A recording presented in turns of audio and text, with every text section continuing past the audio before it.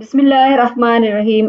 حضرت موسیٰ علیہ السلام نے ایک مرتبہ اللہ تعالیٰ سے پوچھا، یا اللہ میری امت کا سب سے بدترین شخص کون سا ہے؟ اللہ تعالیٰ نے فرمایا، کل صبح جو شخص تمہیں سب سے پہلے نظر آئے وہ آپ کی امت کا بدترین انسان ہے۔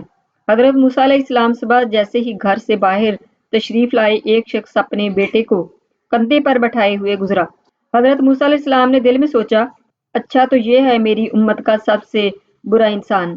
پھر آپ اللہ تعالیٰ سے مخاطب ہوئے اور کہا، یا اللہ میری امت کا سب سے اچھا انسان کون سا ہے، اسے دکھائیں۔ اللہ تعالیٰ نے فرمایا، شام کو جو شخص سب سے پہلے آپ سے ملے وہ آپ کی امت کا بہترین انسان ہے۔ حضرت موسیٰ علیہ السلام نے اللہ تعالیٰ سے کلام کیا، یا اللہ یا رب کریم، یہ کیا ماجرا ہے؟ جو شخص بدترین تھا وہی سب سے بہترین کیسے ہو سکتا ہے؟ اللہ تعالیٰ نے فرمایا، صبح جب یہ شخص اپنے بیٹے کو کندھے پر بٹھائے جنگل کی طرف نکلا تو اس کے بیٹے نے اس سے پوچھا، ابا کیا اس جنگل سے بڑی کوئی چیز ہے؟ اس نے کہا، ہاں بیٹا، یہ پہاڑ جنگل سے بھی بڑا ہے۔ بیٹا بولا، ابا ان پہاڑوں سے بھی بڑی کوئی چیز ہے؟ وہ بولا، ہاں بیٹا، یہ آسمان پہاڑوں سے بھی بہت بڑا اور وسیع اور عریض ہے۔ بیٹے نے کہا، ابا اس آسمان سے بڑی بھی کوئی چیز ہے؟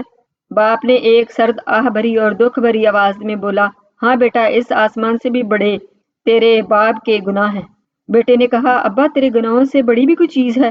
باپ کے چہرے پر ایک چمک سی آ گئی اور بولا، ہاں بیٹا، تیرے باپ کے گناہوں سے بہت بہت بڑی میرے رب کی رحمت اور اس کی مغفرت ہے۔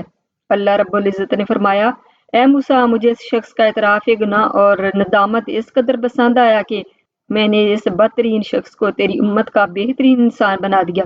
میں نے اس کے تمام گناہ نہ صرف معاف کر دیے بلکہ گناہوں کو نیکیوں سے بدل دیا۔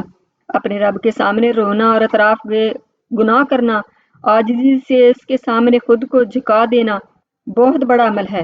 رسول اکرم صلی اللہ علیہ وآلہ وسلم نے فرمایا، گناہوں سے توبہ کرنے والا ایسا ہے جیسے اس نے گناہ کیا ہی نہیں۔ ابن ماجہ۔ آج کی میری ویڈیو اتنی ہی۔ اگر آپ کو پسند آئی اسے لائک اور شیئر کریں اور سبسکرائب ضرور کر لیں تاکہ میری ہر آنے والی ویڈیو آپ کو جلد حاصل ہو سکے۔ اللہ حافظ۔